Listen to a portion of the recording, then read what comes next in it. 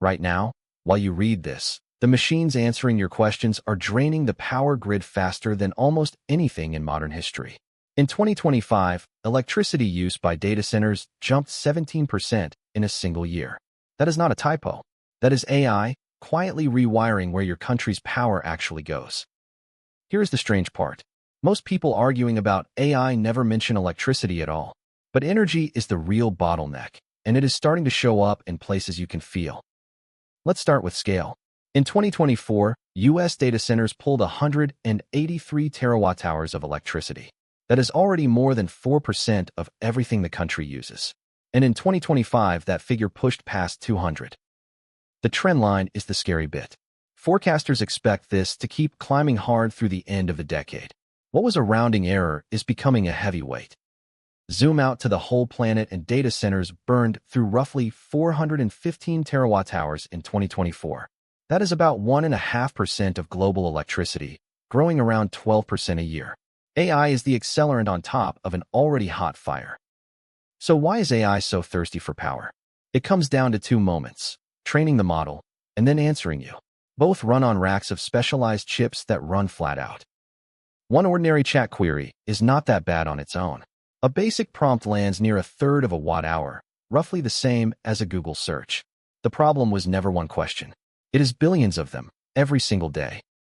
But push the model to actually reason, and the numbers explode. A hard, thinking-heavy task can burn 50 to 150 times the power of a simple search. The smarter you ask it to be, the more the meter spins. Then there is the water. All those chips run hot, and cooling them often means evaporating fresh water. Training one older model, GPT-3, is estimated to have consumed around 5.5 million liters. That is a small town's worth for one training run. Even a single answer has a footprint.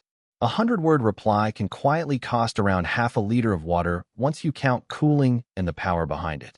You never see it, but it is being spent somewhere near a river or a reservoir. Now here is where it stops being abstract and starts hitting your wallet.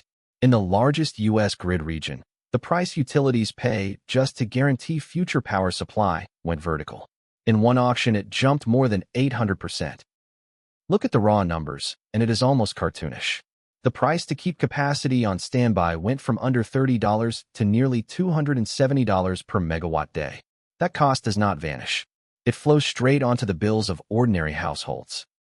And grid watchdogs put the blame squarely on data centers.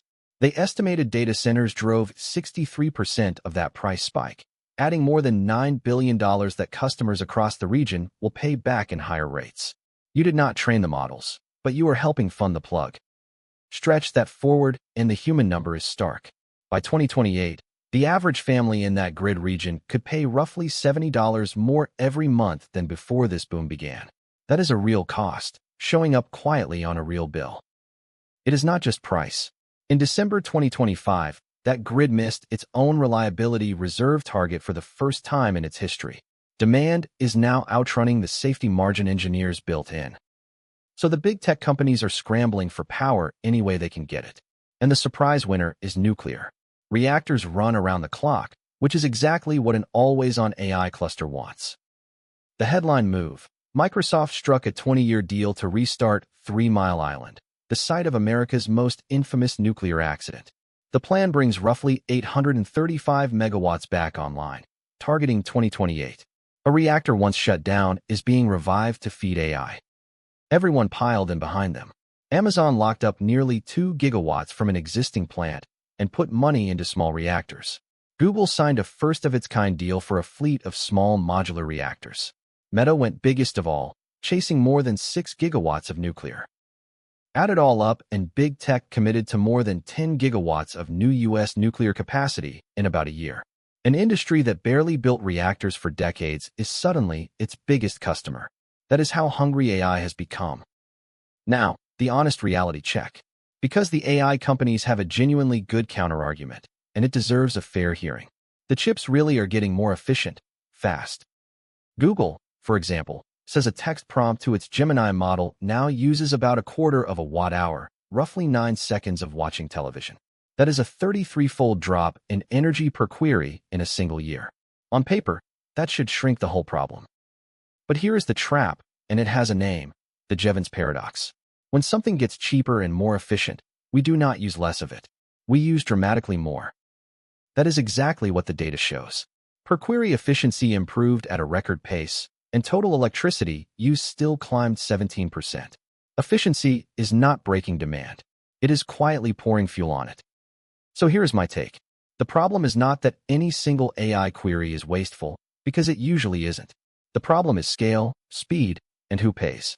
The compute is racing ahead, and the grid, the water, and your electricity bill are being quietly volunteered to keep up. So I will leave you with the question I keep coming back to. If AI keeps getting cheaper to use, but the power behind it keeps getting more expensive to build, who should actually pay that bill? Tell me in the comments and subscribe, because this story is only getting bigger.